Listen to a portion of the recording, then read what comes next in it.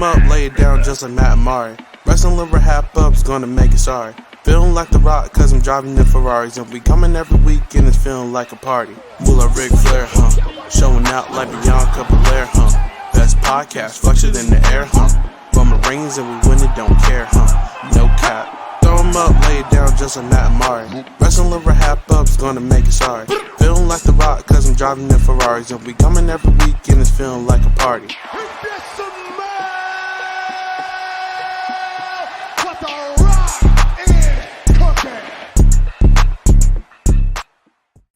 Hello, everyone, and welcome back to the Wrestling RHAPUp podcast. I'm your host, Mari Forth, and with me, as always, my co-host, my tag team partner, Mr. Matt Scott. Matt, how are you?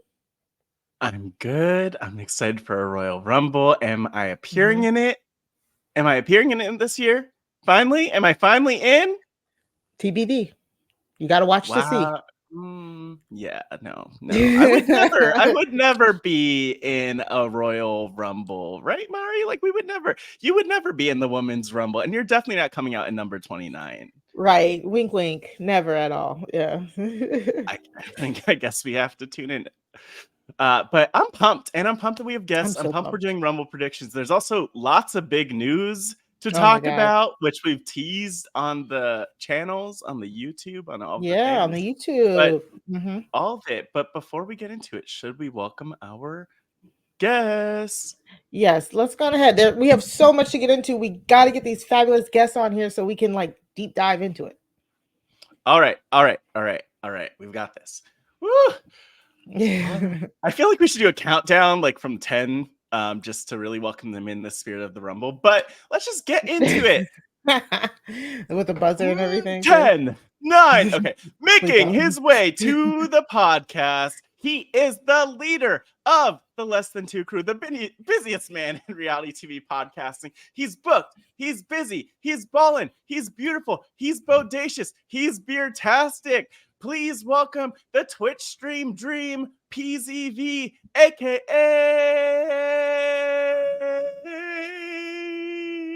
Pooya. The champ is here. The champ is here. The champ is here. The champ is here. Hello, okay, Rocky. folks. Welcome in. Happy to be here. Thanks for having me. I understand why I'm here, because with the other guests you brought in, you needed someone who is a winner. And I shots already roll perfectly. Happy to be here. Thanks for having me. I love the Royal Rumble. It's my favorite PPV, aka PLE of the year. Every year. And I'm pumped to be here. So thanks for having me. I know, and it feels like it's here already. I feel like we blinked and now it's Rumble time, and I love that for us. Yeah, no, it's my favorite time of the year as a wrestling fan, honestly. And the road to WrestleMania is nothing but sweet, and this is the beginning of it. Yes. You want to hit us with an eyebrow real quick, Pooya, before we introduce? Give us there we that. Go. Yeah. Ooh, wait. Give us just one more of those. One more of those. I knew he was going to do that. There we go. And if you're not watching on YouTube, what are you doing? Because not only do you get the one and only PZV, but you get our next guest, a first-time Wrestling RHAPup guest, making his way to the podcast, fresh off of being shaded by Pooya Zanvakili. He is the unbreakable, aware, ambitious Survivor icon, a five-star Cameo.com superstar. Go to Cameo.com/Jesse Lopez. He's basically Emmy nominated, and he is the Doctor of Rumblenomics. Please welcome Dr. Jesse Lopez. Thank you. I just have a question for Pooya though. I saw the title. My question is, who'd you beat though? Because I got the real one right here, brother. All right. Are you the John Cena to my CM Punk? What is this? Why do we both have a title? If that's what it's gotta be, man. If that's what it's gonna be. Oh my gosh, this is great. This is ridiculous. And just so you know, and yeah, I get it's made of plastic, and it's the kids championship, but I'm the real champion. Damn it. I've got the belt. So screw both of you because I'm the real one. I'm taking this. I'm winning the Rumble. Yes, I'm coming in. Well, this Mari, sucks because I do not have the. Where's yours? Mari, we'll give you 2 seconds. I have the big gold, but I don't know where it is. So this isn't fair. I feel Okay, the not gold, prepared wow. on my own Yeah, show. well. I don't like this feeling. We got 3 champs. Okay, maybe we'll decide who's the real one It's at the end of this ridiculous. podcast. Oh, we already This is know. amazing. Oh, The that one was who good. always shows up to the podcast because look at me, obviously, Mari. But You guys are amazing. I'm already excited. get on Wow. Amazon Prime, Mari, and get your belt here before the podcast. It's worth it. It's worth having it for moments It like is. this. Yes. This Just specific for moment. that. Yeah. Just that. Oh my gosh. Okay, that was great. But before we dive into all of the stuff we got to talk about, I'm still cracking up. Jesse, please, it is your first time on the podcast, and we are so excited to have you here. So we have to ask you, like, what got you into wrestling? Like, who was your favorite wrestler? When did you get introduced to it? Tell us your wrestling origin story. So I remember like being a kid, elementary school, and seeing like commercials about like The Rock, like putting the Dudley Boys through tables, the Dudley Boys putting The Rock through tables, and wanting to watch it, right? Like I remember seeing a commercial, that specific commercial for SmackDown. And I remember asking my mom to watch it. And she said no. It was too violent, too gory. And so I got shot down. And so then I started sneak watching it. I started like going around and watching it when I could. And then finally in like around 2006, that's when I actually was able to like watch it, become a full-fledged wrestling fan. I think the first WrestleMania that like I actually watched was a little bit before that, which was WrestleMania 21, where the Big Show had his sumo wrestling match, and that I was hooked. As soon as I saw the Big Show in sumo wrestling, I was like, yeah, this is it for me. But so that's when like that was the first WrestleMania that I watched live. And so right there at the start of like John Cena's sort of like takeover of WWE. Oh yeah. And so I watched all the way through up until like 2012, like religiously, like super fan of WWE. That's like my first love of like when it comes to TV shows, right? It's like WWE. And then 2012, I had a kid and I tried to keep up with wrestling. It's hard. It just got to, there was so many shows, so many things, and it was just hard to keep up with. But I did keep up with it like online and things like that. But I was not in it like I used to be. So like between 2006 and 2012, I was like on the forums. I was like part of like the IWC. I was like really into it. But since like 2012, I sort of followed it sort of passingly and been keeping up with it. But then I think like in the last like 2 years, I've really gotten back into it. And I feel like now's like a great time to be a wrestling fan, especially compared to back when I was like watching it, like when there was like, I don't know, just a bunch very of like, few options. Hornswoggle running around. Like, yeah, we blocked that out. Yeah, there's kind of a couple of dark years in there. But so dark. Are you, now that you're in it now, I were there a couple of AEW references I heard there? Do you watch AEW as well? Or? I was watching AEW for a while. It's falling off, I feel like. Word on the street is they might be giving away tickets as well. No, but I've sort of, there's just too many shows to keep up with. It's just a lot. It truly is. Or WWE related. I did attend an AEW show like 2 years ago, but for the most part, really into WWE. How about your son? The aforementioned child you have, if you don't mind me bringing him up. I only know about him because of the Mr. Beast video. Celebrity of the house. Yes, the real celebrity. Yeah. Yes. Does he watch with you? Yeah, no. So he watches with me and he goes to all the shows. So like I've been to, I go with Johnny Fairplay to a couple of live events that come through North Carolina. So we've been to a couple of Monday Night Raws. We've been to SmackDown together. We went to NXT Vengeance, I think. the one where Mm. Grayson was against Braun. Mm-hmm. Braun, what's his name? Braun, NXT. Braun Breaker. Braun Breaker, yeah. Yeah. So Grayson Waller versus Braun Breaker. So we've been to a couple shows together, and actually, the last show we went to, Cody Rhodes came up to my son, picked him up out of the crowd, and held him. That's the coolest freaking moment ever. Wrestling Oh, that was the coolest cool, freaking moment. That's awesome. He Put gave down him my back, I'm son. assuming. Yeah, I'm assuming. No. Wow.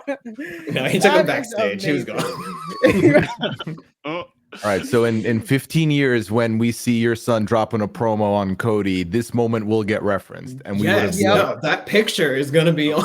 Yeah, That's gonna be amazing. Yeah. I don't care. I'm such a mark for when they do that, when they find like the oldest pictures of them with their superstars. oh my I don't God. care. It's so cute to Seriously. me.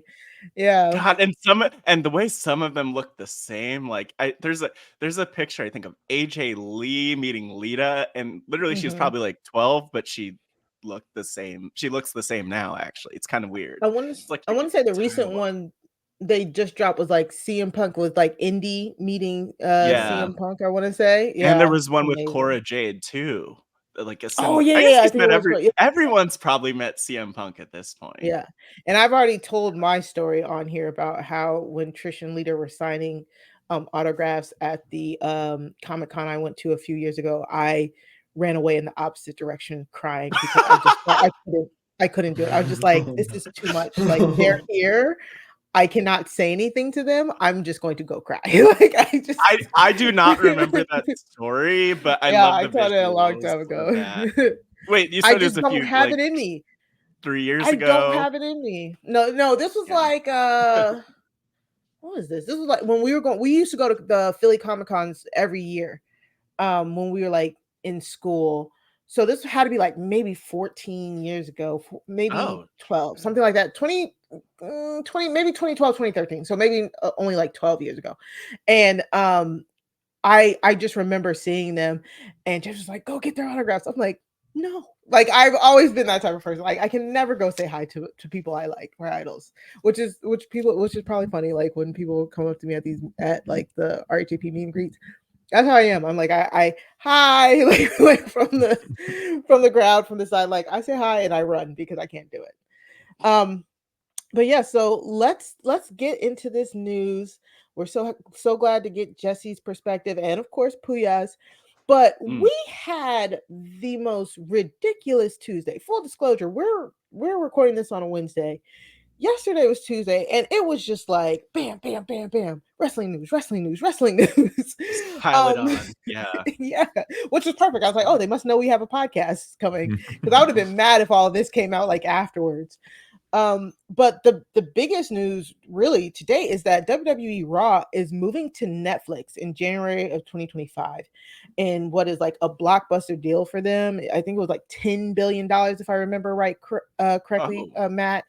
Right? Did you hear that? So it's like I didn't get to the numbers. Wow. Yeah. Okay. So it's like $10 billion. It's like it's $10 billion for 10 years, but Netflix has the option to only go 5 years or to extend to another 10 years. So basically this deal could go from 5 years to 20 years, depending how it goes. And they're going to be streaming it live, which I'm a little scared about.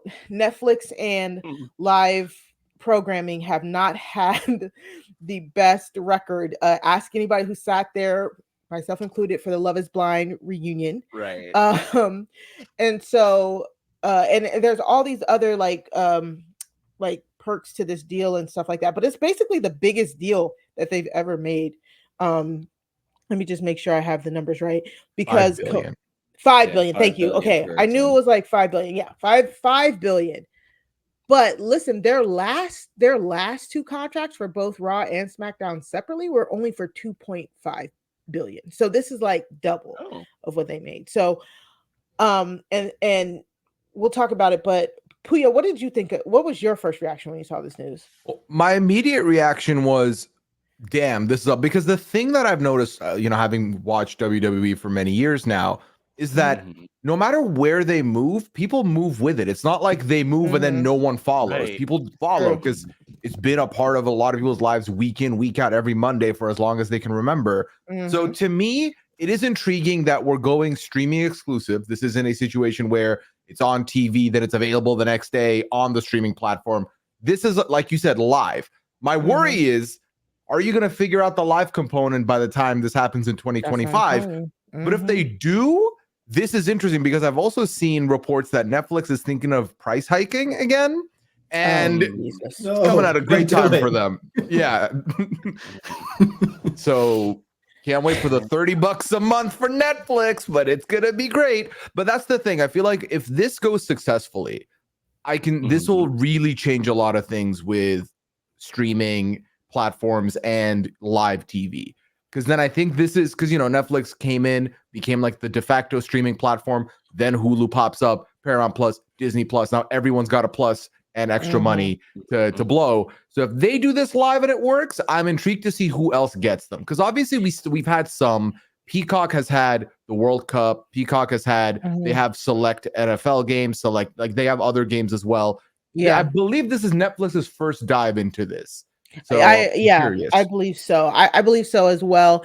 And we're looking at like a world where like the football game was on Peacock the other day. It's the Thursday nights were on Prime Video, I believe. Yeah. That is such a headache. And anyways, Jesse, thoughts on this? Man. Yeah, I think my first reaction was like super positive. Like I'm a cheap person. Like I'm a cheap like I don't have Peacock. I don't have a lot of the streaming services, but I have Netflix. And to be honest with you, it's also because I'm using somebody else's account. So I don't like WWE hasn't even got me to get Peacock yet. Right. So like I'm keeping up with Raw through like the clips on Twitter and like I'll try and like maybe every now and then try and find a way to watch it for free online. I got you. I'm criminalizing myself. But so when they announced they're going to Netflix, I was super excited because I have a Netflix password. It's not my account, but I have a password. And I just also think that I don't know. I feel like more eyes will be on it in Netflix. Right. I don't know. Like that's just my take. But I also did not watch the Love is Blind reunion finale fiasco that you all because it didn't happen. It was supposed to go live. They were having issues with them going live. We sat there for an hour waiting for it to go live, and they were just like, you know what, we're gonna tape it. Some of you guys might see it while we're taping it. Other than that, it'll drop tomorrow at a certain time. And it was a fiasco. Like it was because I was also slated to go on the perfect match, the Love is Blind recap after it. So we were just sitting there like, what is happening? So to date, currently, as far as I know, Netflix hasn't done a successful like live event thing. So they have until January of 2025 to figure that out. But now, Matt, also with all of these deals being done, we have Raw going to Netflix in January 2025. We have SmackDown going back to USA on October 2024. And then we have NXT going to CW in October of 2024. Yes. What's going on there? Coming out of nowhere. CW just popping up in the conversation like, oh, wow, no one was talking about you. But I'm excited about this. Because I was so ready to cancel my Netflix subscription. The problem is there's always like at least one show. Like, I need it for that. I need it for that. But this is really interesting for all the reasons we've talked about. I mean, Netflix, I don't know if maybe it's just me, but the fact that they even mentioned the fact that they have 250 million plus subscribers was surprising. I know that they're kind of cagey about revealing numbers around viewership. So I'm actually really excited for people for wrestling fans to stop talking about TV ratings and the numbers each and every week. Yeah. Like that's going to be nice. But you know what? This is a cool development because as Pooya pointed out, like wrestling fans will follow. Wrestling fans would even put up with Netflix failing on the live streaming. And you know what? I don't think WWE will put up with Netflix failing on it. They're going to figure it out. I feel good about it. So, I mean, it's a win. It's really awesome, though, that it's WWE Raw, the longest running weekly episodic TV show in all of history. WWE Raw, which has been on TV for 31 years, is showing up on Netflix. Like, what? When people don't think about pro wrestling in these conversations, I think it does break that streak. But they don't need the streak, and they don't stress it as much as they did a few years ago. Like every single hour, I feel like they would point that out. Michael freaking Cole would always drop that in. But this is new. Like what's their new tagline going to be, Mari? The first ever show to go weekly live on it's not, they need to work on something that's really exciting, but hopefully they'll get there. The longest running streaming weekly episodic show is what's going to be eventually. God, I'm not ready. That's for too it. much. Yeah. I feel like WWE, like, here's my thing though, because as far as I believe, and you can correct me if I'm wrong, the PLEs will still be on Peacock. That's what I was just about to say. I don't know if that's been hammered out as well. I've been trying to keep up with all of the news, but it's still like ongoing.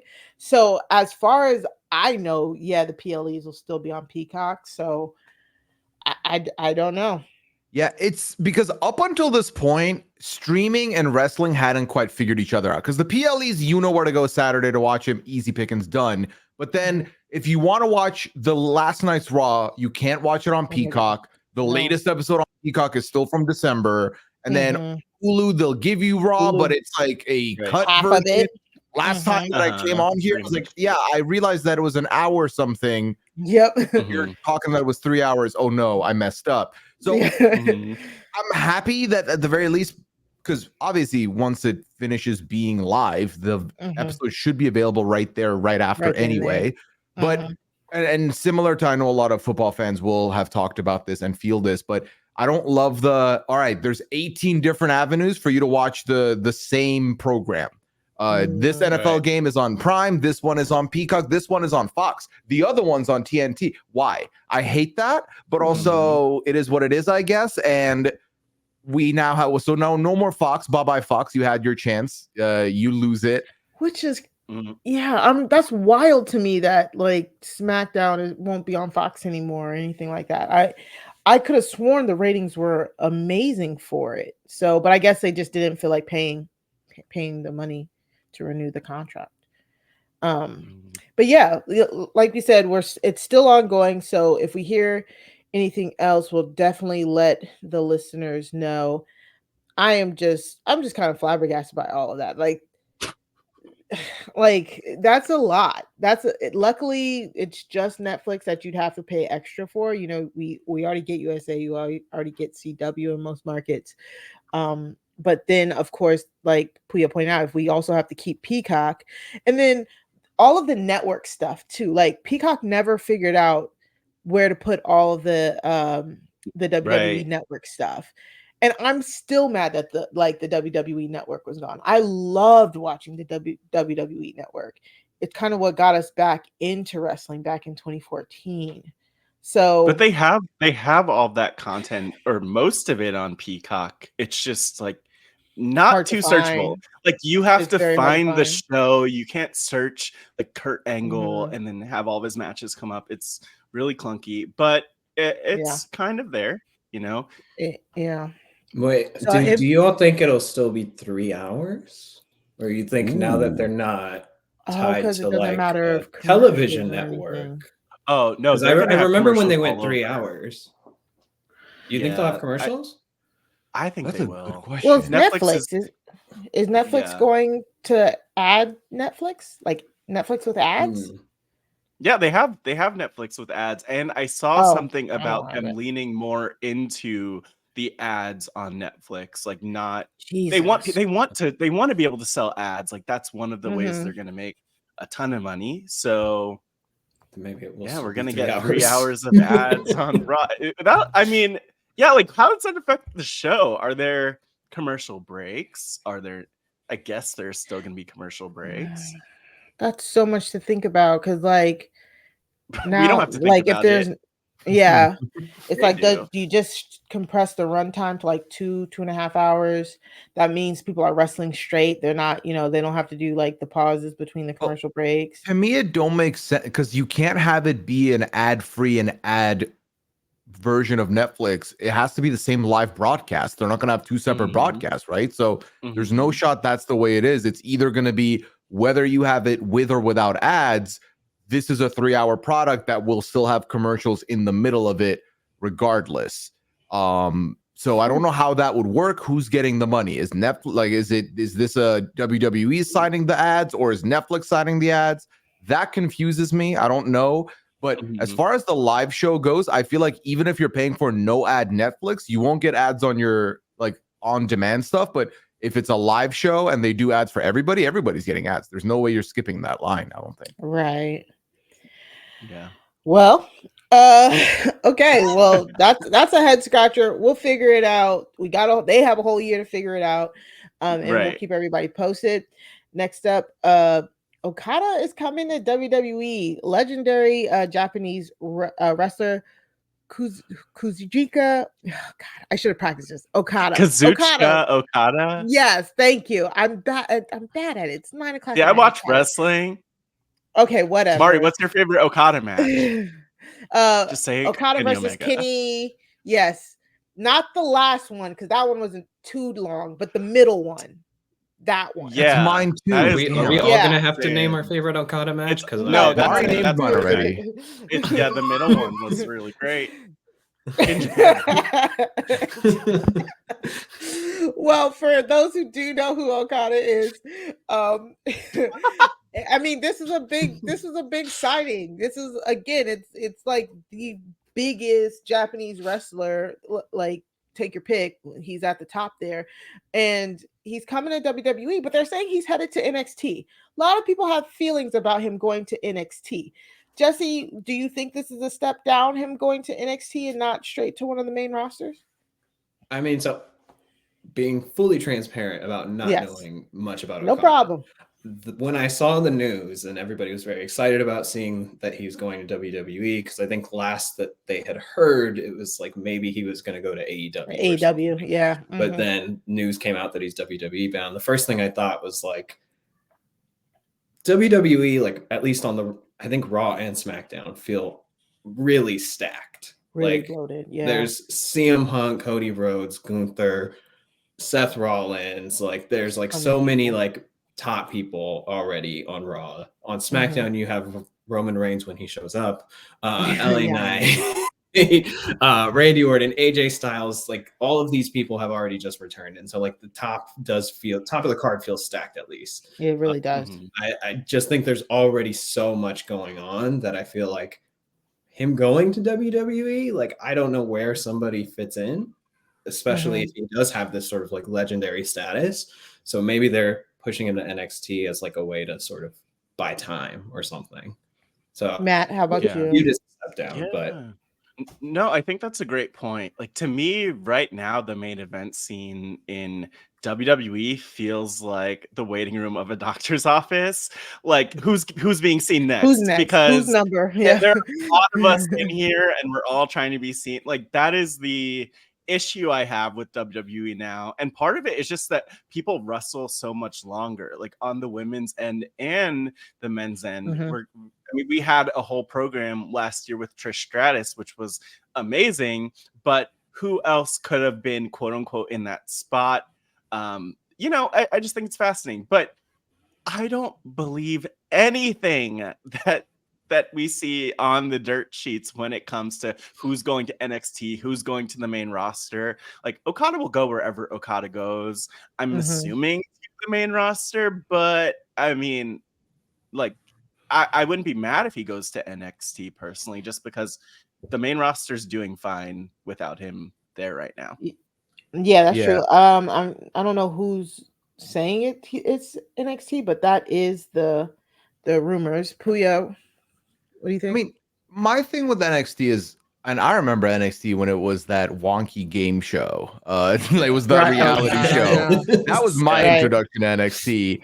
And now they've really gone like from building it up to basically the developmental territory to a tertiary, like a third flagship. Yeah. Granted, it's 3 out of 3. It's still a flagship show. They've done a good job of taking people from SmackDown or Raw, putting them in programs over on NXT. So to me, I don't see it as a step down. You get you build your name up, and obviously he doesn't seem like he needs a lot of name recognition on the wrestling streets, but I feel like getting him there, getting him introduced to the whatever style you're working with in WWE, and then figuring out what the program is for him and naturally putting him in is the move. Because right now, like Jesse started name dropping, and we are on the road to WrestleMania. Like these programs are kind of set in stone. Where is he gonna fit otherwise? This will give them some time to figure out things as things are organically growing or storylines are coming to a close of where are you going to inject him? When is his big like reveal on the show going to be? Is it the day? I don't know when his he's going to be starting, but the day after WrestleMania is usually a good time for a debut. Like you can figure some stuff out at some point, I think. Exactly. And he can even go into the Rumble and then go to NXT. Like just a Rumble just for the pop. Because like as many people on the IWC want to be like, yes, it's Okada. Why would you put him in NXT? He's already has a big name. Again, his big name was made in Japan. So people like Jesse, people like some of us casual Okada watchers who only watch the matches and not really his full body of work, we need to be introduced to him, and it's okay. And honestly, it's Okada, so I'm pretty sure he named his terms. And if he's okay with going to NXT, we should be okay with him going to NXT. You know what I'm saying? Like they're not just gonna sign Okada and be like, okay, now that we got you, go to NXT, and it's against his will. You know what I'm saying? Like I highly doubt this would be something that he's opposed to do. He was a big free agent. From what I understand, everybody was trying to get him and bid on him and all that good stuff. So if it is true and he does end up going to NXT, I'm pretty sure he was okay with that decision. So we'll see where he pops up, and can't wait to see what he does over here across this pond or whatever. Well, there's a new head of the table. The Rock. What? The Rock? The Rock? Yes, The Rock. Has been named to the board of TKO. And if you don't know, TKO is like the parent company. It's like Endeavor. It's the parent company that took over WWE and UFC. So he is now officially a board member. And he made this deal where they also gave him his name. He now has trademark rights to his name, The Rock, and he talked about how it means a lot to him. But he also sold the rights to them to use it for the next 10 years, and I think that's what netted him $30 million. So a lot of business stuff happening there that I'm like, okay. Sure. But also he seems very happy about getting that name trademark. And I'm happy for him. The Rock is on the board, Matt. Look, why am I so sick of The Rock right now? Like, Sir. I get it. He is The Rock. He is a superstar. He is the biggest superstar, arguably, in all of entertainment. I get it. I'm glad he's on the board. I wonder what that will tangibly do, like what he'll actually contribute. I mean, even just having The Rock, though, on your board adds so much value. I didn't see how that affected that's the main point. Stocks and everything else. That seems like the main point. But it is just fascinating to see. I was watching a video of him and Triple H interacting, which was like the most awkward thing, because I'm like, these guys have known each other for almost probably 3 decades at this point. And it was just so fascinating to see The Rock doing this. He has so many irons in the fire with his career. Like, I like that they're sprinkling The Rock in. I like that it's not Vince McMahon in here. We don't need him anywhere near this business. But man, I don't know. I don't really feel like this will shift anything in a big way. But again, just on the surface, like, oh, The Rock's on their board, definitely will raise TKO's profile beyond what wrestling fans already know of TKO. Which, to your point, Matt, it won't really change it, make any waves or change anything. I think that's fine right now. I think I think, you know, I was talking to Mari about this about a month or so ago, but I've kind of come back in to things. I remember when Vince was away for a little and I was like, oh my God, this is amazing. Then he came back and I was like, oh God, I fell off again. And now it just feels great. Like we're in a great spot. So to me, this is like if you're getting your regular Big Mac meal, but they're like, and you get a free toy even though you're not a child. And you're like, okay, Love bonus, cool. I'll do this all day. And also, I love The Rock, so stop being a hipster. Me too. Yeah. Stop Definitely hating on The Rock. Is this all about you know business or what? Is this something what is different it? to you? Well, so I will say, so we're all saying like, oh, Vince McMahon is so far away, but he was in that picture when the Rock was ringing the bell. He was standing right next to The Rock. I don't know if made nobody sure. I recognized looked at the it 'cause picture he like shaved this. his I didn't mustache. see him. I missed him. I was actually But he shocked is on they the let board him too.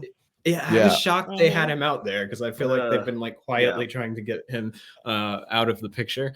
But I don't know what like I'm not gonna pretend to know what the inner workings of the boardroom are gonna look like with The Rock. I genuinely don't know what he'll contribute in terms of like the business end of things.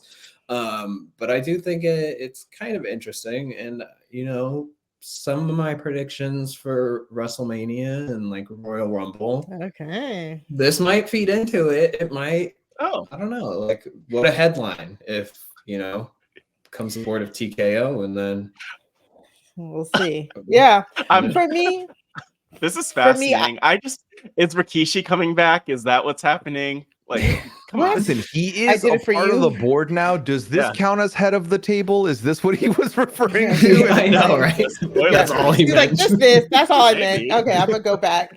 Honestly, that's what I like. Like this is great news. It's great for the stock. It's great for The Rock, and you know, I'm pretty sure it's gonna push stuff. But I truly see this as just a business decision. The Rock is a very smart businessman who has invested in a lot of like sports style stuff. The XFL, the original XFL that came, well, not the original, not Vince McMahon's XFL, but The Rock's XFL that came right before the pandemic was really good. And they just got some bad luck when the pandemic hit. Right. And now the XFL and the USFL have actually merged. The Rock sold all of his rights to the XFL, I believe, before the last season. So him and his, I believe his like ex-wife have a great business relationship, and they have their own company, and he makes moves. So for me, I think this is all business. I don't think there's anything to write home to. He's not pushing Triple H out of creative. You know what I'm saying? Any creative decision I still think will come from the main creative directors, nothing from like him specifically. So I don't want people to be like, The Rock's here, The Rock's making decisions. You know what I'm saying? I just think that it's a smart business decision. Like overall, it's a very smart business decision, and it fuels this type of discussion. It fuels the discussion for WrestleMania and stuff like that. So I love this. Again, he seemed, I forget where he was interviewing, but he was talking about how much that name meant to him, and for them to give him the rights to it. He feels so grateful for it. So he likes it. I love it. Again, all of this broke yesterday. So we'll see if anything else comes from it. But you know, I mean, it's a great business day for him. You know, rich people getting richer, but I like him at least. So love to see it. Now I feel like I'm less sold. Also, I'll say I'm nervous. I'm nervous only about one thing. Like, look, this is great news in general. Is Rock running in this year? Is he running for president? Who knows? I don't know. I'm just saying I've heard people talk about it.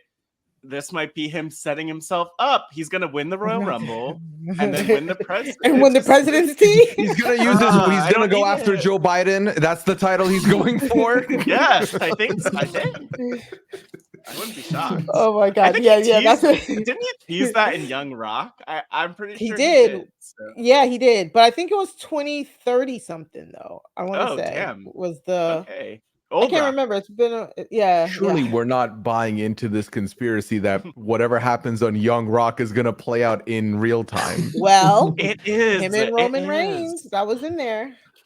That was in there. A sitcom did it. It did. Okay, that's enough news. We'll get to some. We'll push some is. more news back till next week. If you've been listening this whole time and you're not subscribed to our feed, what are you doing? What's happening? Why are you not subscribed? Go to robhasawebsite.com/wrestling feed in order to subscribe. And please also leave your ratings, leave reviews. It's a way that makes people find us. And also, honestly, you should just be watching all of our pretty faces on YouTube. And one of the funniest gags ever was better on YouTube if you're watching. So you should go to the Rob Has podcast YouTube page, search Wrestling RHAPup, and watch us there. Of course, you can also find us on social media at Wrestling RHAPup, but we'll do more plugs later. Let's take a quick ad break so we can jump into the highlights of the week and all of our Royal Rumble predictions. Okay, all right. Okay. So we got to get into it. You know, it is Royal Rumble time. We are here to make the predictions. We are here to make all of the outlandish claims that we think are going to happen, not only at the Royal Rumble, but also for WrestleMania, because of course, that's what you're supposed to do. That's the whole fun of it. So we got to start off with the men's Royal Rumble match. This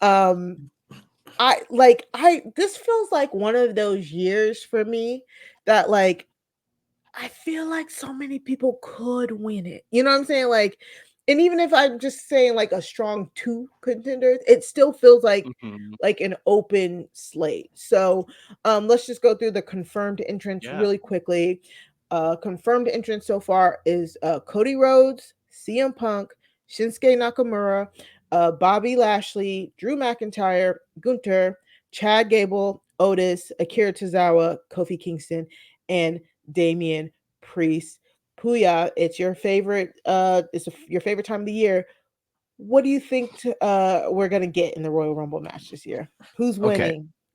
What are the stare downs we're getting? What are the surprise entrants? Okay, you don't have to answer all that. All right, here's what I'll say. First and foremost, my guy Kofi Kingston will successfully not get eliminated. Yes. For the love of God, I cannot have another botch. Please and thank you. My heart can't take it anymore. I feel it's going to be a good year for Kofi's. I feel like the New Day as a whole, I'm loving what I'm seeing right now. Yes. I 100% agree with you.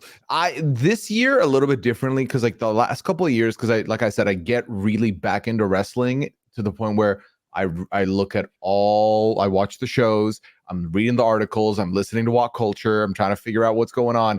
This year I was like, I kind of don't want to know as many things. Ironically enough, I come to the podcast. But that being said, I really do feel like there are a lot of people who could win in a lot of different ways the story can go. Part of the excitement for me when CM Punk came back was, yay! Oh no, what does that mean for Cody? Oh no, what does that mean for Cody? So I really don't know, because part of me feels like Cody going back to back is a great way to accent his story moving forward. I don't know if CM Punk's gonna win it. I do feel like that could be interesting to see. I love what they're doing with Drew right now. I feel like he'd be fun. Gunther going out of the Iron Man performance this time to only win the whole thing, I would love to see. So I don't know if this is a cop-out to not give you an answer on who's winning it, but that's kind of my thought is between those 4 or 5 people that I mentioned, I could see someone there getting it. And I haven't thought a lot about who would be a surprise return on the men's Royal Rumble. So I'm curious to see what y'all think. And maybe that'll help inform my decision and thoughts. Yes. We will be forcing you to make a pick at the end of this section. So and I will don't do worry. it. I will do it after I hear you. How about you, Jesse? Is there anything like you're looking forward to in the Rumble?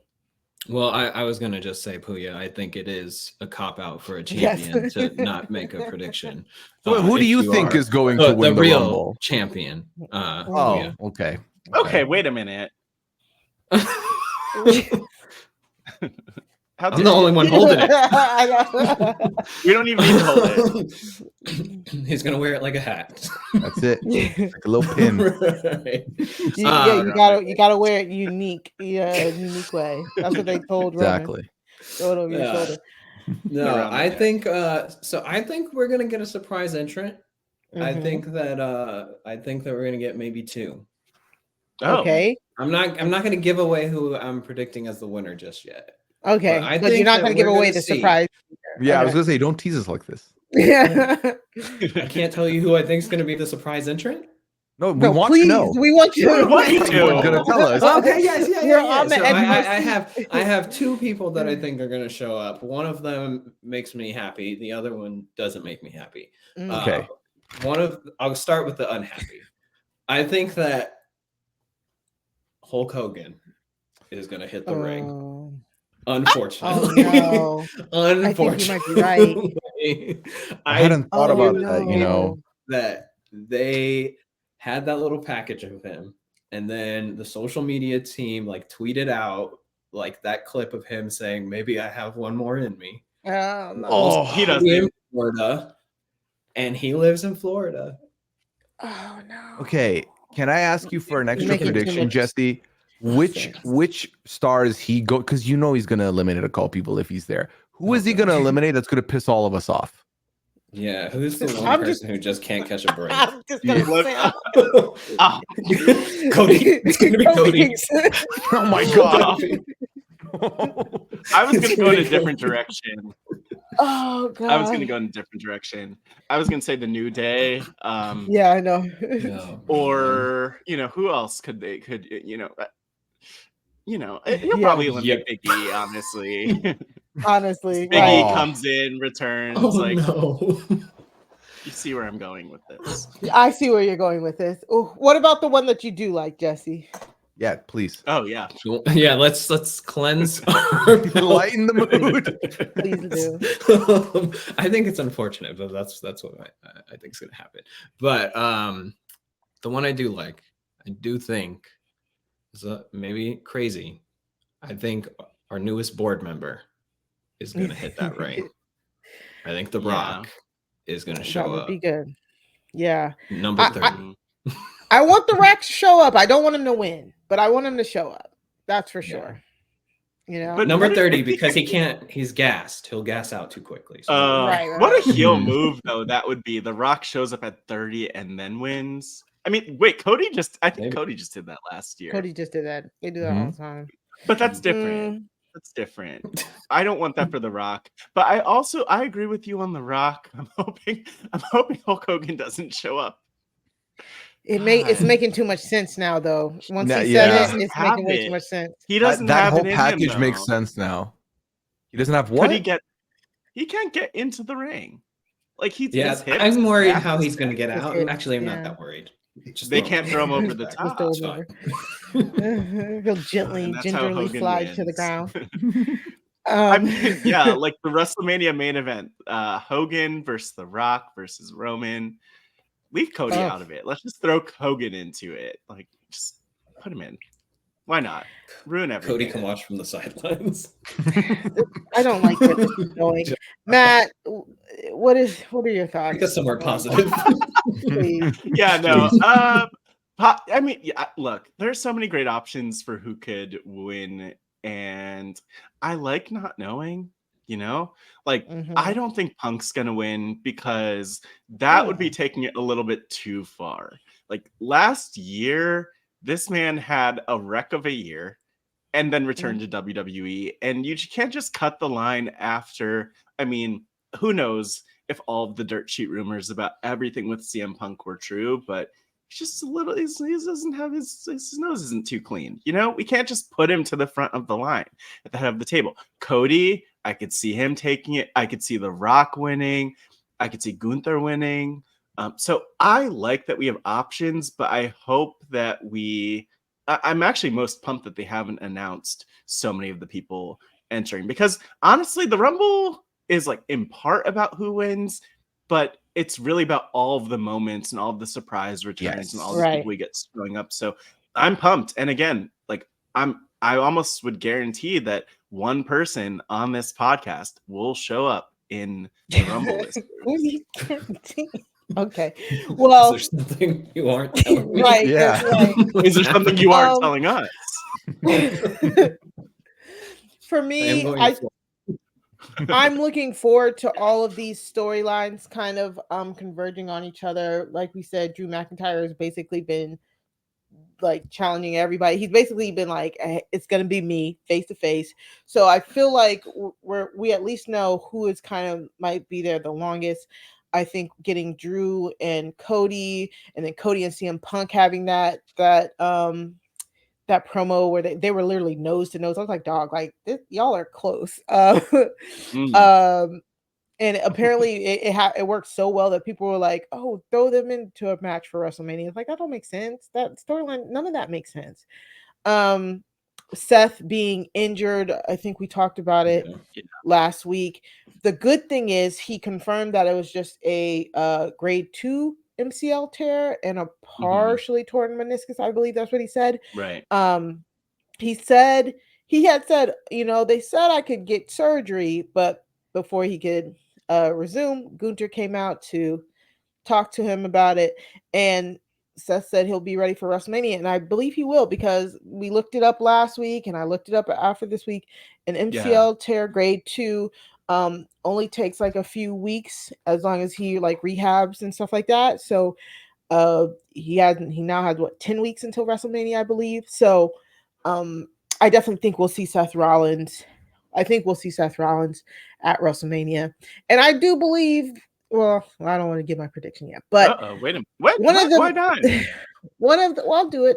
Don't worry, and then we'll go back around.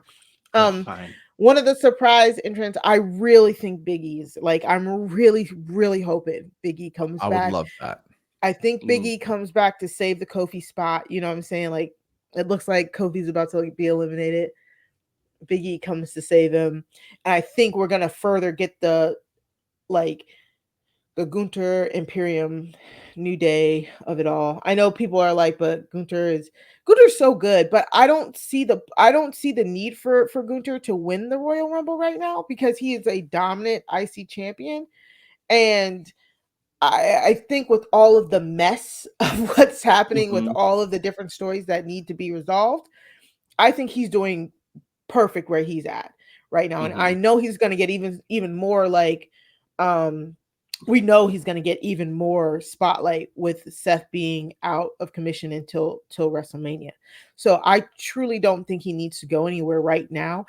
And plus, somebody pointed out on Twitter that SummerSlam, or there's going to be a pay-per-view in Germany this year. So, we know he's from Austria, but that sounds like a perfect place to put a WWE title on Gunther. So, yeah, so I don't personally think Gunther's gonna win. I'm definitely looking forward to the men's rumble, but I have to say this will be my prediction. I think CM Punk wins it here. I think it's a better story if CM Punk wins it, faces Seth. I truly think that's the most logical story. It's the story they've been building. Everybody's frothing at the mouth for Seth versus CM Punk. This is the way you get there. Yes, if he cuts in line, then if he does win, we don't know if he'll win at WrestleMania or not, then he'll have a line of people mad at him for cutting the line. You know what I'm saying? So I actually think CM Punk winning here, is my favorite. I don't know, but I think logically I really like the storyline. Okay, back to you, Pooya. You've had enough time. Who is your official prediction for the Rumble? I think it's your argument's interesting because, and again, the reason why it's so unpredictable is the amount of promos we've seen with Drew and CM, with Drew and Seth. Like, they've made it so that if A wins, they face B, and then C and D face each other, and you can really see it from either side which one of them would go that way. I just feel like I think the biggest wrinkle, because up until this point, I could have logicked, okay, Cody goes back to goes again, challenges Roman. CM Punk and Seth go after you, but then The Rock said head of the goddamn table, and now I'm like, okay, well, what is that? What happens there? Because otherwise, I would have said Cody goes back to back. But I agree with you in that despite everyone doing good promos against each other, to me, the biggest one started the night that he returned. With CM Punk coming in, Seth has that reaction to it. That feels like the main storyline. So I would also go ahead and say CM Punk here. I believe it would be his first ever win at the Rumble. Yeah. And I would love to see it because I remember rooting for him in his last couple stints at the Royal Rumble, and he always came up short. So give me CM Punk as well. Although if Cody wins again, I'm not mad at it. Just saying. Jesse, how about you? All right. I have it like narrowed down to like 4 potential people. And that's the great part of this one. Yeah. Yeah. So, and one of them I think is like an outside pick. And I think it like only, it might be influenced by like what happened on Monday. But Gunther having that little promo with Seth just felt a little bit weird, sort of like kind of out of nowhere. Yeah. Yeah. This isn't my pick. He's like number 4 on the list of possibilities. But I could see a world where like if Seth can't actually wrestle like a full match, like or something like that, Gunther wins the Rumble, goes on to challenge Seth and like kick his ass because Gunther is Gunther in like a quick 1, 2, 3. That's like my least likely scenario in my head. But I think I'm going to lean here with The Rock winning. I think I'm going with The Rock. I think that The Rock Roman at WrestleMania come back and win and then challenge Roman at WrestleMania. And the reason I think this is because I think the last like 2 years, WWE has been hoping for The Rock to face Roman. Yeah. Right? Like definitely at WrestleMania 39, like WrestleMania goes Hollywood. Like that was their hope. The year before, I think that was like sort of played around with. Yeah, because it was supposed to be in Hollywood 38, but then the pandemic for 37 pushed it back so that Tampa got 2. If I remember correctly, Tampa got 2 WrestleManias like almost back to back. If I remember correctly. Yeah. And so I think he's on the board. He's been on Raw recently. I think he's coming back, and I think he's going to win, and I think he's going to challenge Roman Reigns, and I think Cody's going to cry in a corner. Unfortunately, my biggest thing is The Rock doesn't need the Rumble. He doesn't need the Rumble. Him and Roman can face off at WrestleMania, and it doesn't need to be for the title. I truly don't think it needs to be for the title. So if Roman lost the title sometime before that, I would kind of be fine with that. You know, it's just about making it work. You know, like but. I can definitely see that. I just would not like it. I just hate when part-timers come and win the Rumble. Even when Edge did it, like I don't care. That's board member part-timer to you, Mari. Yeah, how dare you? Well, he's working hard behind the scenes. The disrespect.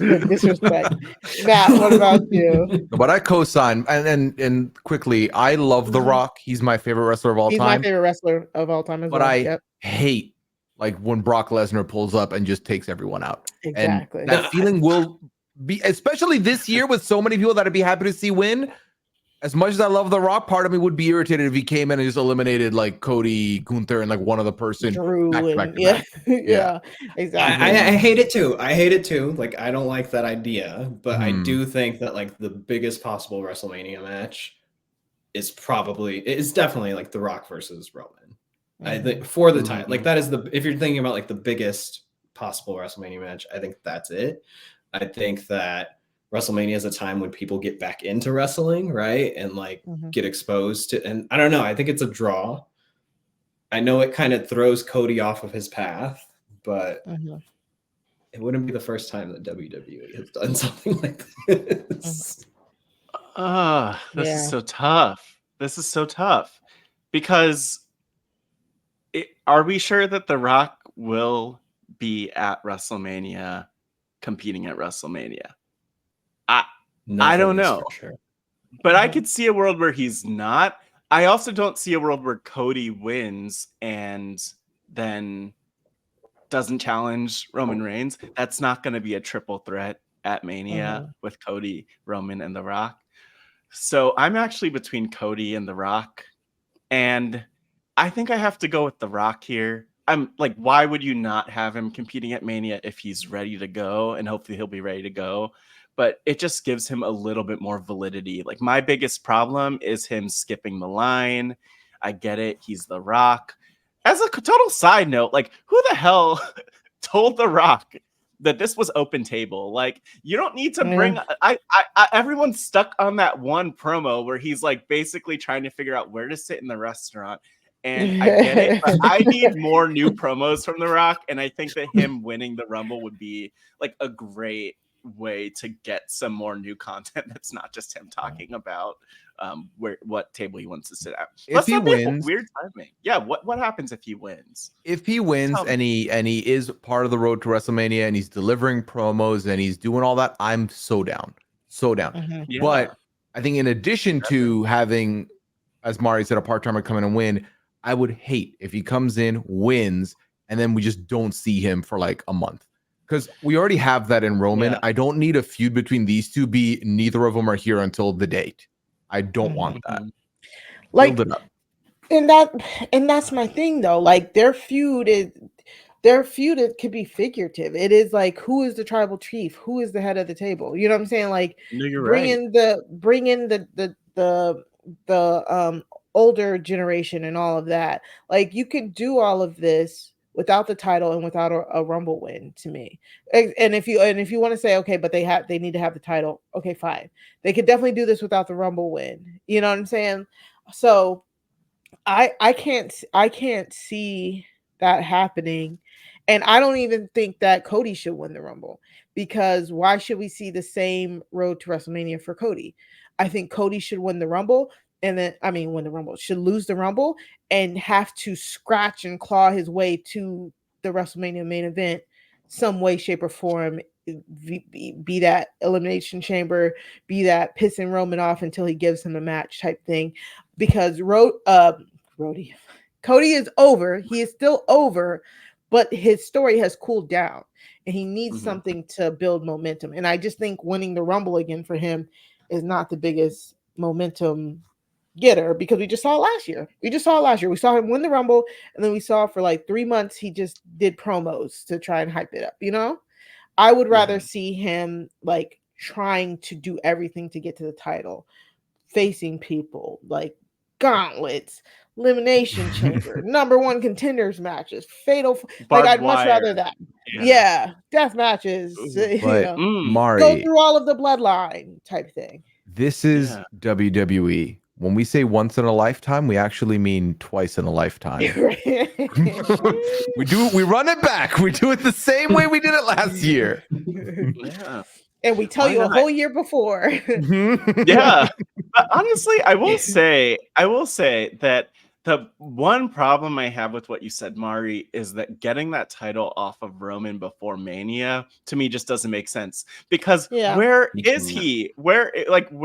I mean, okay, so they could do it at the Rumble. We'll talk about or at the Australia, Rumble. Huge arena. But the build isn't there.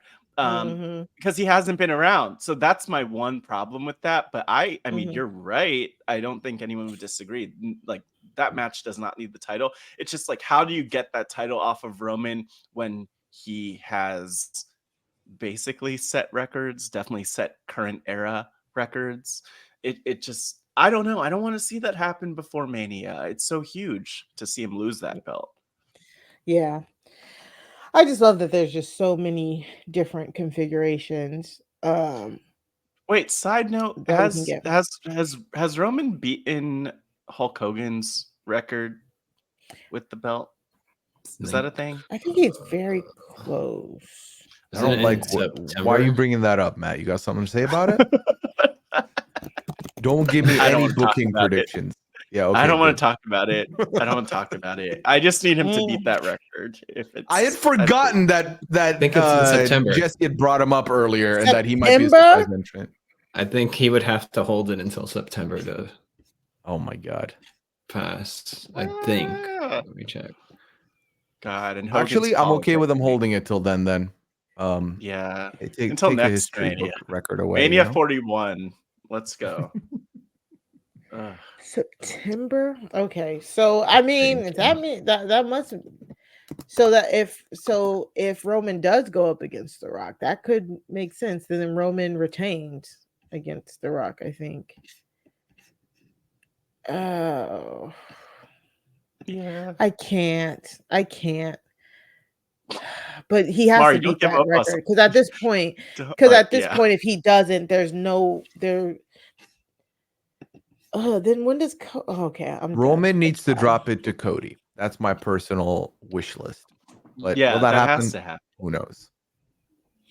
Yeah, Okay, Hulk's so- is okay. 1,474 days, and Roman's Right. sitting at like 1,200 and Yeah. something. Yep, I'm reading that as well. So if that's the case, then honestly, I don't want Cody to go to Mania. I don't want him to win because that, like, what is the point here? I'm assuming the whole point of Roman holding this belt is so that he is the number one title holder. You know what I'm saying? If he loses it 200 days before the reign to erase this man from the books, then there's no point. So we might be looking at another Mania where Roman keeps the belt. And if we're looking at another Mania where Roman keeps the belt, then feed the Rock to him. I'm fine with that. I think that we too need much. to surpass the 2,803 reign. The Bruno Sammartino. Hold it for 5 years. More 6 years. years. Yeah. Oh my God, that is too much. Cody's never gonna This finish is his too story. Oh my gosh. He will when he inevitably at WrestleMania 60 goes one-on-one with your son for the title. My son's gonna be champion before Kobe. So sad. Oh, Oh, no. Oh no, this is too much. Okay, all right.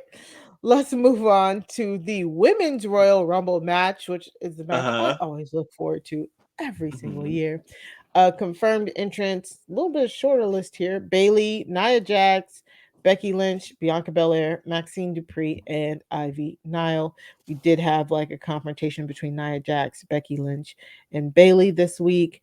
I am so excited for this. Nia Jax has been all over this Royal Rumble, whatever. And I know she's not gonna win. I think it definitely comes down to Becky Lynch or Bayley winning this year. I think that makes the most sense to me.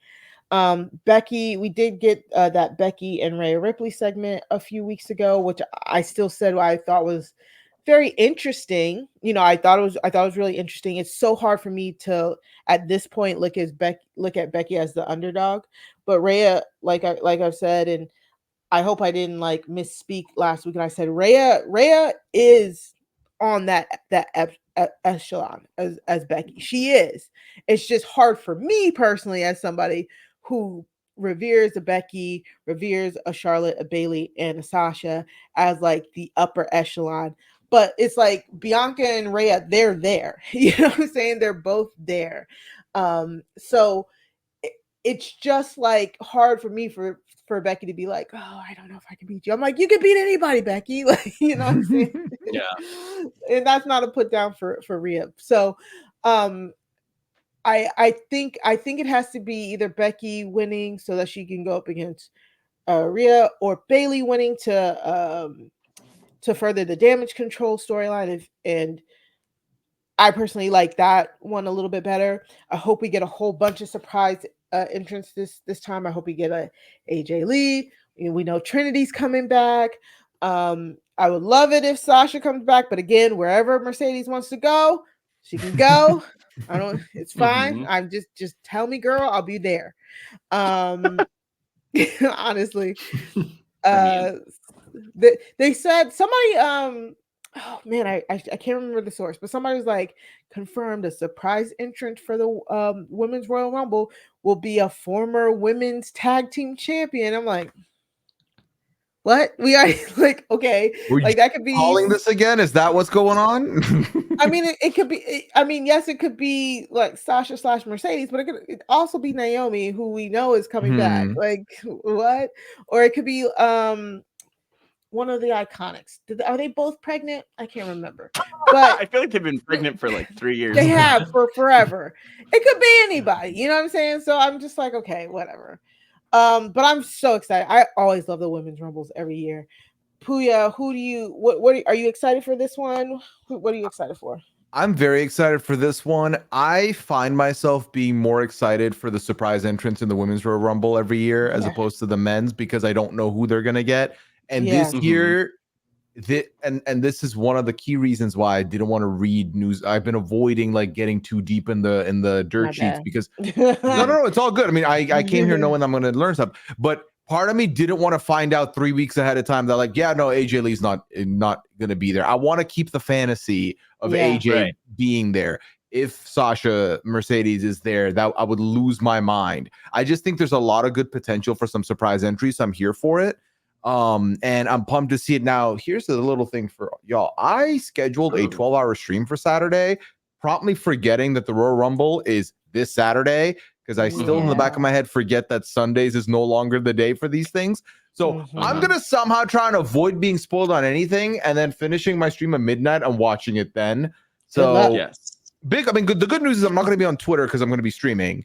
I'm gonna have to let people know to shut up, not say anything, but we'll see. But no, I'm excited. Do we know which of the Royal Rumble matches are going to be first up, Mari? Nope, we never know until the day of. I mean, honestly, the women main evented the first time that they had the women's match, I believe. Yes. And maybe only one other time, but normally it's still the men's. Honestly, normally the women open. So which I mean, I'm happy with that. And like while we're fresh, before it's like a struggle to stay awake. But this is going to be an exciting show. I am thrilled. We're going to get so many great entrants. Like just in terms of surprise entrances, one person that I would love to see show up is, I mentioned her already, Trish Stratus. Like she did just have a run last year, but seeing her face off with Becky Lynch again would be fun. Mari, by the way, I am now looking at the list of women's tag team champions, and honestly, they could throw in a lot of different people. In addition to to me that I want to see or that they could throw in. Not that I want. Well, okay, we talked about Sasha Banks. Let's go. I don't want to see Ronda Rousey. I'm not clear on what her relationship with AEW with ROH is. She's on ROH right ROH, AEW. I wouldn't be shocked if she shows up. So that'll be interesting.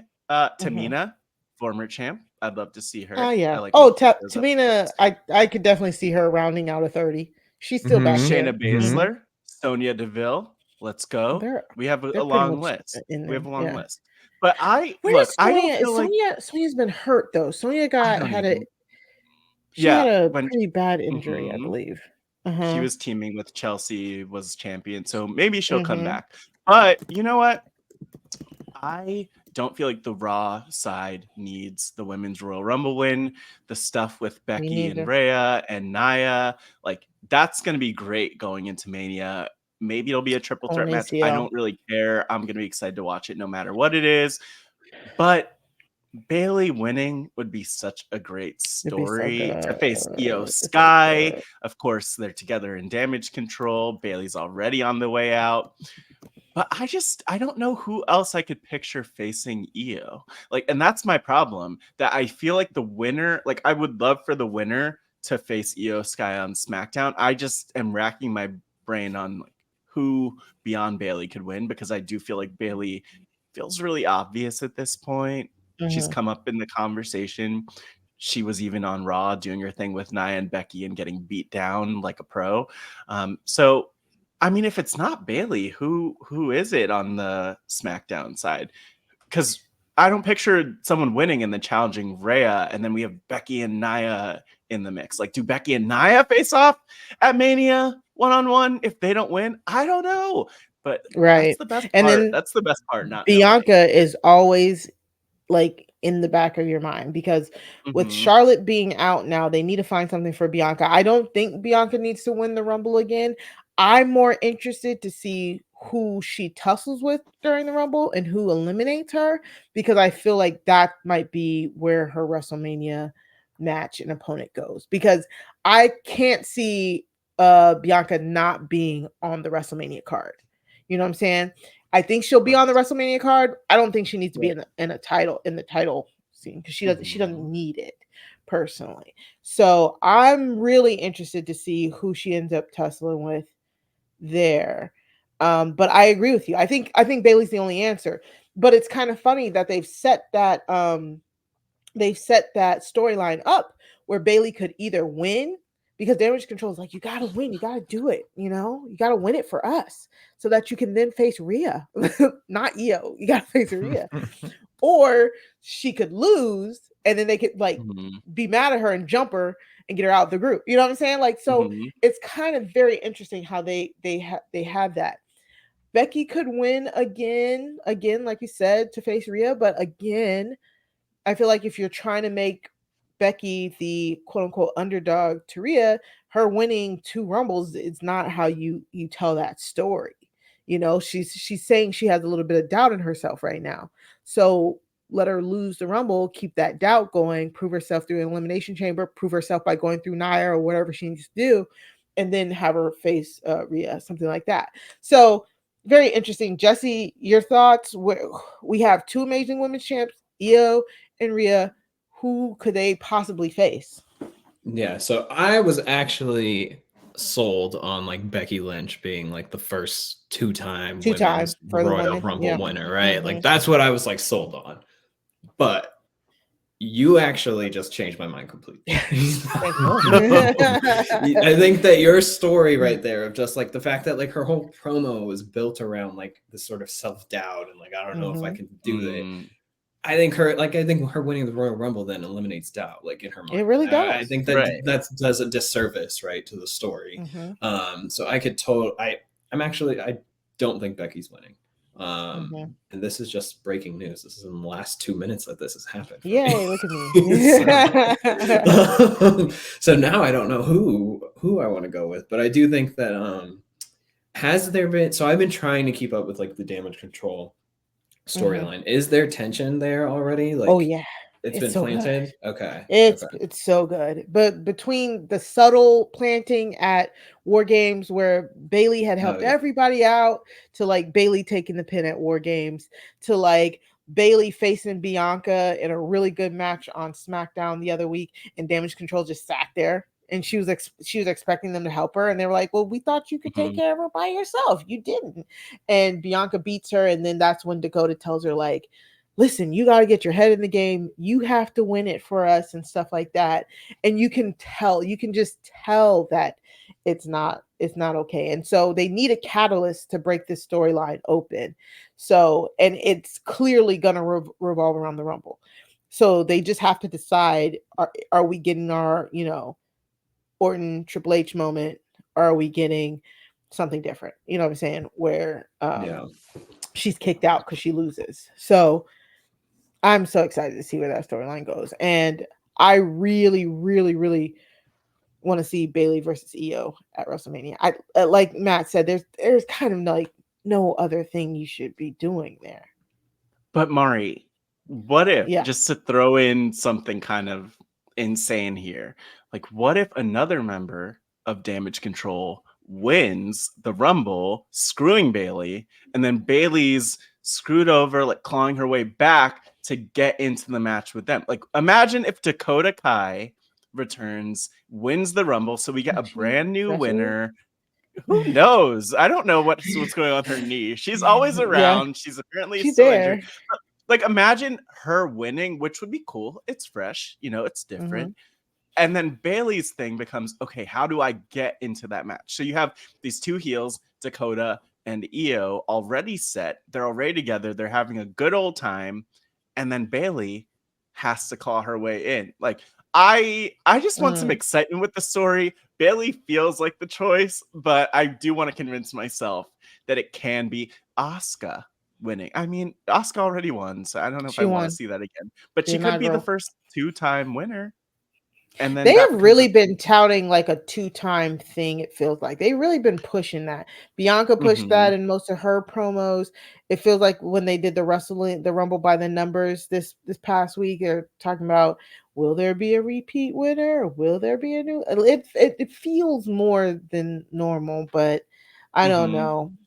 Because honestly, we could say all of this and it still could just be Becky winning. and it'd be like, okay, there she goes, and then they got to figure out a storyline for the next 3 months to push. Yeah. But we got to get everybody? So did we get everybody's? Look at me. I've been talking. Did we? Did we? I No, don't I know, don't no. think we did. It's- I think okay, I'm gonna. Locked You know what? in. I know. Wait, Let's let me get it just- locked in. I guess I have to lock it. You know what? Screw it. I'm going with Dakota Kai. I think she's gonna win this Rumble because somebody has to. Yeah. Someone have to. There's I'm a lot okay of with confidence in being that pick. Yeah. I think that we give Bailey her first Rumble win. I think that she's been around, she deserves it. I think we give her first Rumble win, and then we have her pulling the Batista, putting her thumbs up at Damage Control, and then thumbs down. That's it. Yep. Pooya. I also think Bailey again is the chalk pick. I think it's the most predictable pick. If they decide not to go that way, which again I still think Bailey.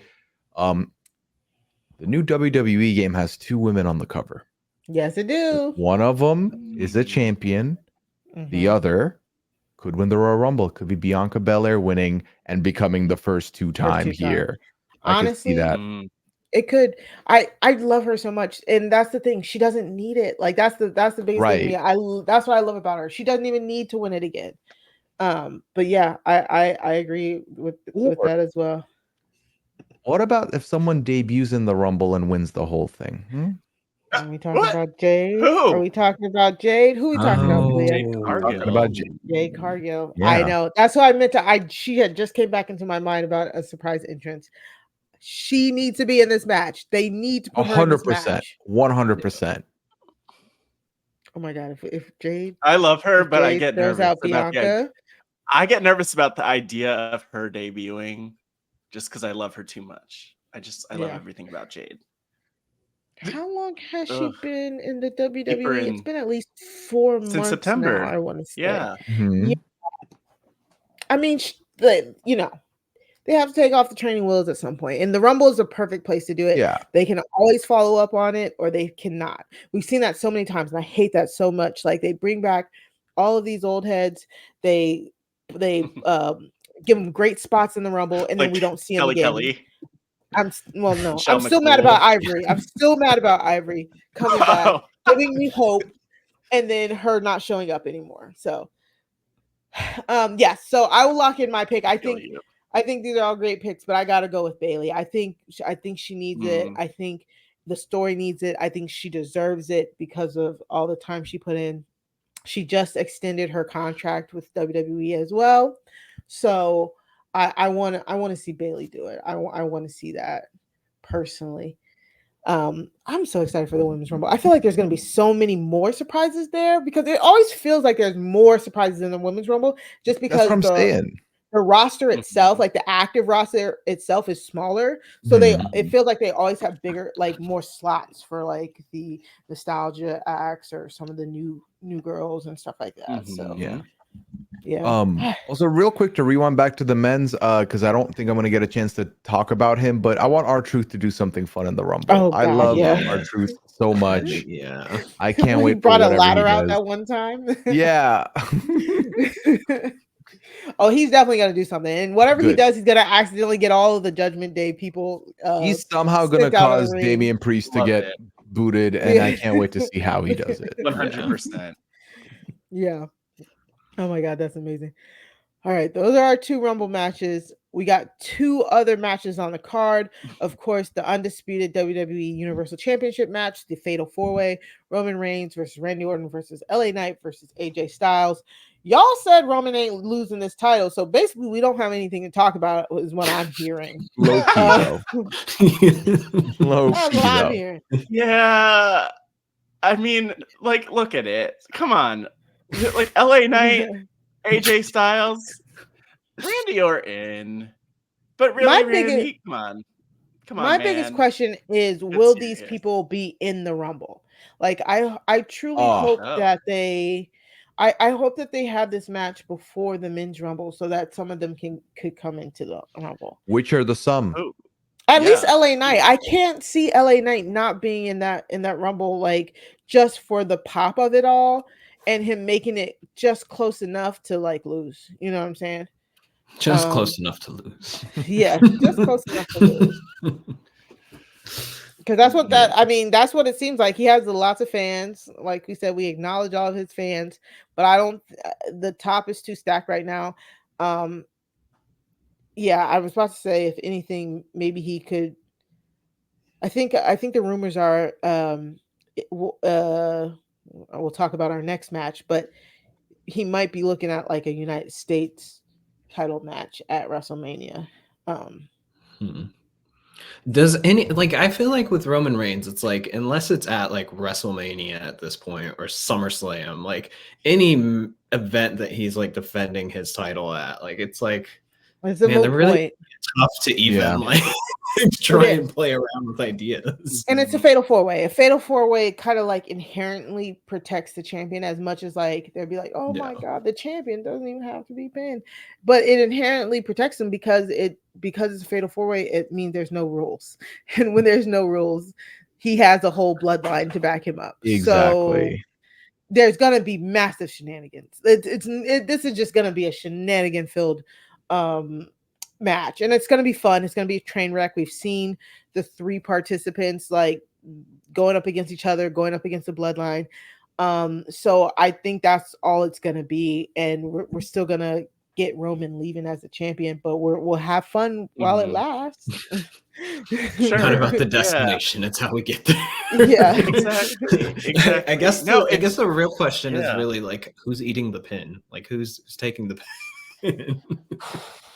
My thought process is maybe AJ, just to cement his heel turn, because I'm still kind of confused on where he's supposed to be. You know what I'm saying? Like, feels like he's doing kind of heel things, but the crowd is still like on his side. So maybe cement his heel turn with a pin, and then he gets angry and loses it. So that would be my thought process. I don't know, Matt. We don't need all of that. Like this is the actual prediction. Who's taking the pin? Yeah, the waiting room is crowded. I think LA Knight's eating the pin. Why not? Oof. Is he really? It's fine. He could take it. And they took the gas off of him like months ago. Like he was so hot. I could see a world in a different series of events where he could win the championship here, and then Roman is just like shocked, befuddled, aghast at it. And under Vince McMahon, I could see Vince giving Randy the win here and just moving the championship under him or to him, but Roman's got it, and I think LA Knight's gonna take the pin, because would Randy Orton get pinned? I don't know. I can't even picture that. He's so muscular nowadays. At all. Yeah. Can't keep him down. Can't keep a good man down. But then again, I don't think, not like we said, I think taking the pin is not going to be like that bad here, because this is going to be like dirty.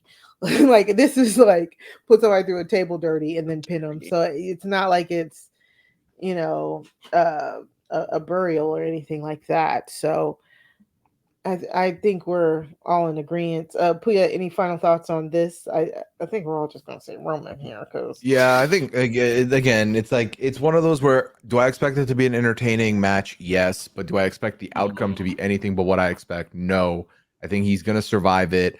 I do think one of LA or AJ are gonna eat the pin here. I do not see them having Randy eat it.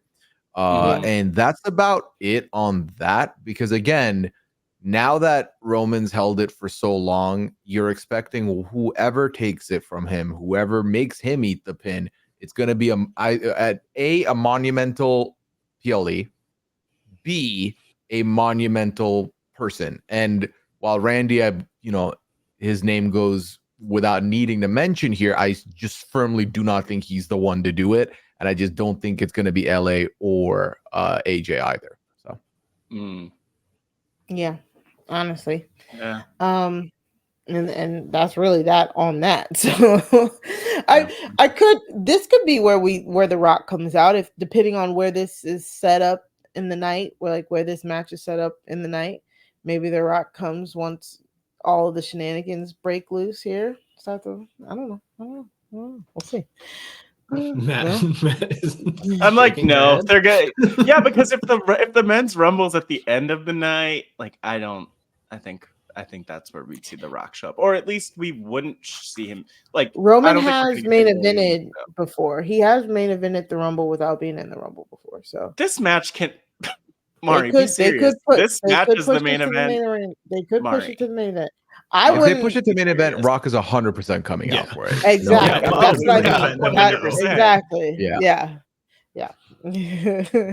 So we'll have our answer by the time we know the match. Of course, the other match is the United States Championship match. Logan Paul versus Kevin Owens. It started out as a tournament to see who could become the number one contender for the U.S. Title. KO beat a lot of people that I didn't want him to beat, but they had a good segment on the KO show. Again, this feud feels incomplete to me for some reason. Like, I don't know why. Something about it just feels incomplete, even though KO did a great job with his promo the last few weeks. I feel bad for KO because I feel like he's always in these Rumble spots where he's always facing off for a title at Rumble, but never really winning it. So maybe it's my own apprehension of Kevin Owens' streak here. And Logan Paul has not defended this title since he got the title. So it's like, I highly doubt he's going to lose it.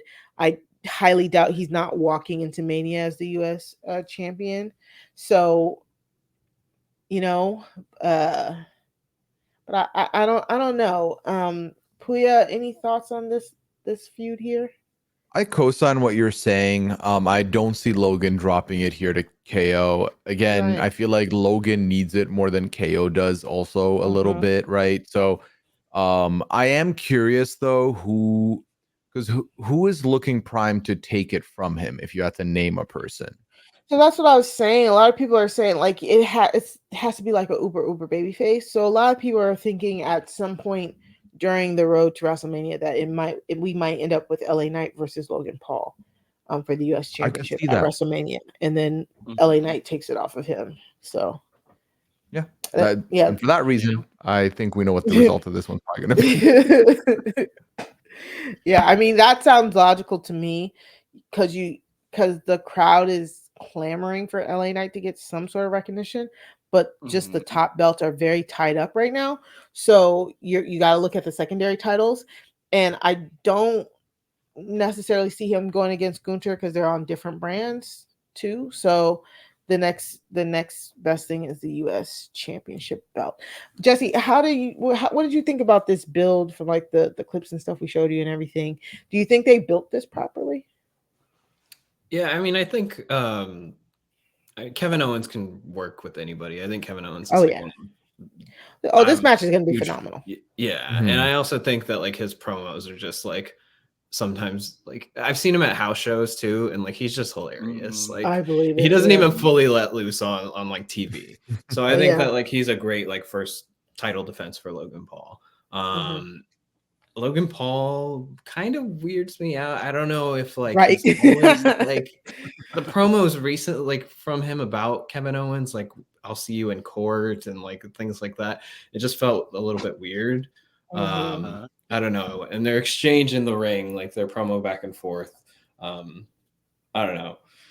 I do it's think they gave him too much reign, right? They gave Logan Paul too much leeway in this one, and it's having watched his boxing stuff, because I watched some of the other YouTubers who are involved with the boxing stuff he's done. This reeks of the cringy stuff he was doing with Dylan Dennis this past year, which I do think lends to he has more rank. Did he not utter the words cheater, pumpkin eater? What are you? Yes, 6? he did. That's the So what are you 6? You're holding a belt, man. Because let me tell you, in the ring, I'm actually impressed. I think he's really good. It's clear he's working hard. So that speaks for himself. And ironically enough, he might need a mouthpiece to speak for him because I don't think he's doing himself any favors with some of this stuff. Yeah, I think it was the cheater shooter pumpkin eater that got me. I was like, it just takes you out, right? Oh my god, that's like when Roman Reigns was, I don't even know who he was against, but like the suffering succotash. Yes, famously. God. Yeah, no. I do. I maybe I should be careful, like dissing Logan Paul too much. He's friends with Mr. Beast, and Sun was on Mr. Beast. So you want to muddy the water. Chill on this. Logan Paul's great, guys. let's leave that. That's right. No, but I do think that Logan Paul is walking out champ. I think he's going into WrestleMania with the title. I think that's WrestleMania. All eyes are on WWE, and who better to have as your US champ than Logan Paul? So, yeah, it's a closed, like open and shut case, and I just look. I mean, I see Logan Paul versus LA Knight happening. That's a big match, but I'm also just thinking about the fact that this is WrestleMania 40. And my mind is going into all of the big matches that they're trying to, I think, give us the biggest matches they possibly can because it's a big milestone. But I think it's pretty open and shut again for Logan Paul. Like, there's no way that KO is going to win here. Also, KO has that wrist/hand they're protecting injury. him. A lot with that injury. Plus, Logan will more than likely cheat with like the brass knucks or something like that. Punch him in the hands with the knucks or something. I don't know, but he's definitely gonna use that to his advantage. Like it'll be a fun match though. That's exactly. So I think we're all at Logan Paul here. So the only two other matches, other than the two Rumbles, feel kind of like predictable, which again, they might surprise us with another like match midway through. Also, we're recording before SmackDown, so we don't know what else we're gonna get. So on SmackDown right now, they're advertising the Kabuki Warriors of Damage Control. Like, I'm still kind of trying to, like, are they the Kabuki Warriors or are they Damage Control? They're both. Asuka and Kairi Sane will be facing Kaden Carter and Katana Chance for the women's titles. And honestly, I could see them winning those from them so that Damage Control has the women's title belts. And then they go into WrestleMania and maybe you find some good opponents there. Again, maybe Bianca teams with somebody. Maybe somebody returning, maybe a good glow. We get a glow X or something like that. Okay. Mari, you can't get our hopes up like that. I know, I did. Also on SmackDown, Carmelo Hayes will be facing against Austin Theory again in their rematch from their match from like a few weeks ago where they both like may have gotten hurt. So stay tuned for that. And just a couple of small matches. I think Humberto and Raul are going up against each other from LWO and Legado del Fantasma. So the SmackDowns have kind of been like the pre-shows since the pay-per-views have been moved to Saturday. But we plan on doing a recap of the Royal Rumble on Sunday. That should be live, right, Matt? We're doing it live. We'll do it. We're gonna do it. Yes. So we'll talk about if there's anything that happens on SmackDown that's important. We'll talk about that there as well. That's it for the highlights of the week and the Royal Rumble predictions and previews. Everything that we talked about, we put a whole bunch of the highlights for each storyline in a handy dandy playlist that you can find either in your show notes or your show descriptions. I just want to say thank you so much to our two guests, Jesse and Pooya. Like, you guys rocked it. I wish we had more to talk about. You guys got to come back again because we had so much fun. Any final thoughts about the Royal Rumble, Jesse, before I ask for your plugs? I think I'm good. I don't know. I'm kind of excited to see what happens. think you all are going to be recapping from Florida because I think Matt is going to be the surprise entrant that he was mentioning earlier. So, I'm going to keep an eye on that. But yeah, no, I'm really excited for the Royal Rumble. I'm really excited because it really does for me. It's the kickoff to WrestleMania season, and everything. That is just the best time to be a wrestling fan, and especially now The Rock is in the mix. Like, there's just a lot of reasons to be happy to be a wrestling fan, which isn't always the case. So Yes, totally. exactly. Pooya, how about you? Any final thoughts? I think it's going to be a lot of fun. It always is. I enjoy it even when it's bad or even when I don't like an outcome. That being said, for the love of God, don't waste some of these surprise entrants on like a Shane McMahon. Like I'm not here for that kind of stuff. Give me people that I'm excited to see or haven't seen in a minute. Give me surprise returns, but don't give me someone who's gonna eat spotlight for absolutely no reason. And I'm gonna hate. Very long time. The last time he was in the room, I was like, wasn't he like one of like the final 4 people or something? Like, he's just annoying anytime I see him. So don't give me that, please and thank you. And otherwise, yeah, I think it's gonna be a good time. Okay, well, Pooya, tell the people where you're at. I know, like you said, you got a big Twitch thing coming up. Got a lot of things going on. Twitter, it's at Pooyaism if you're looking for me there.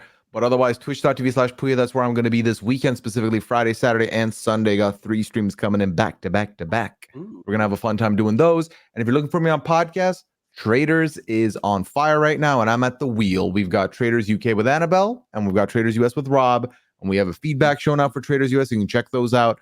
And 90 Day Fiance, still having fun there. I had Sasha on with me this week to talk all about all of that. Awesome. Jesse, where do you want to be found? Where can the people find you? Well, I don't actually want to be found. Exactly. No, I got way less going on than Pooya and anybody else in terms of that. But you can find me at Twitter or Instagram if you want to follow along with my opinions on wrestling or mostly Survivor, because that's what people want to hear from me. At Jesse_L_Lopez. Yes, I love that tweet where you said when my followers get confused from when I start talking about wrestling instead of Survivor. Come on. I also feel like that Steve Austin meme where like he's like, it was right when the pandemic hit and he's like, give me a hell yeah, and they cut to like the seats all empty. Classic, iconic, the best moment of the pandemic pro wrestling to be in. Oh God, so awkward. We love it. Matt, I know you got a few things going on. What are you up to? I don't even know. You can find me at Matt Scott GW on all the platforms and things, and definitely check out my show Pod Friends. Subscribe to Pod Friends on all the podcast platforms. Rob has a website.com/podfriends feed. Lots of exciting guests coming up this season, or really the Survivor off season. So only over the next month or so, but lots coming up. And that is my big plug. Mari, you're making me think I have other things I need to plug today, but that's the big plug. Do any other plugs for me, Mari, if you think of anything. Okay, I will. So every Tuesday, me and Sarah Carradine bring True Crime Tuesdays to RHAP over on the Crime Scene podcast. We just recorded an amazing episode with the awesome Jason Reed talking about the Netflix docuseries American Nightmare, which was a very good docuseries. Right. That was our one quip about it. We were like, why is it called American Nightmare? This makes no sense. It's the most generic name for what is actually very good property. So you can go and you can subscribe to the Crime Scene podcast by going to robhasawebsite.com/crime feed. Over on Post Show Recaps, the Connect is still we're still like going over and talking about about Black movies, especially it is Oscar time. We just did our review of American Fiction, and American Fiction just got 2 big Oscar noms for best actor by Jeffrey Wright, and then best supporting actor Sterling K. Brown. So if you want to hear our thoughts on American Fiction, you can go to postshowrecaps.com/connect in order to subscribe to us there. Coming up, we'll be reviewing, I believe, the Book of Clarence as well. And then, of course, you can find me on Twitter at Mari Talks Too Much. That's 2 like the number 2. You can find Matt on Twitter at Matt Scott GW. I said that already. I don't think you did, but I was whatever. I did at the beginning, Mari. Thanks for having my back, though. Yeah. So you can always reach out to us on Twitter. I haven't finished. Stop picking fights before I finish plugging all of our stuff. No, I don't want you to end the plugs because I'm having so much fun here with you. So you can find us on Twitter at Wrestling RHAPUp podcast. You can find us in the Job Has a Squadcast Facebook group where we're having like loads of fun up over there. We've had people reach out to come and get connected. You can just reach out to us and we'll get you in there. We'll walk you through getting you in there. But shout out to everybody at the Job Has a Squadcast Facebook group. We appreciate your support.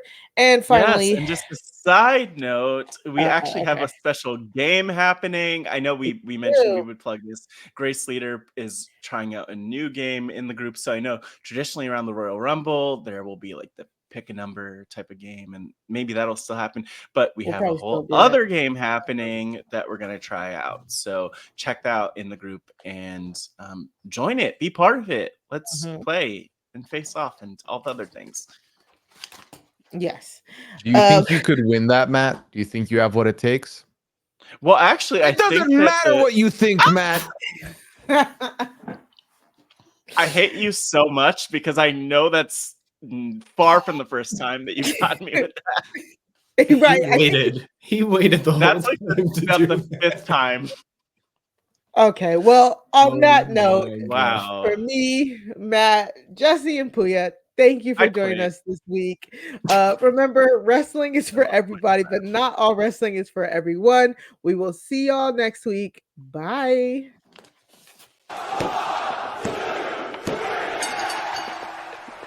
Throw 'em up, lay it down just like Matt and Mari. Wrestling liver RHAPUp's gonna make it sorry. Feeling like The Rock cause I'm driving in Ferraris. And we coming every week and it's feeling like a party.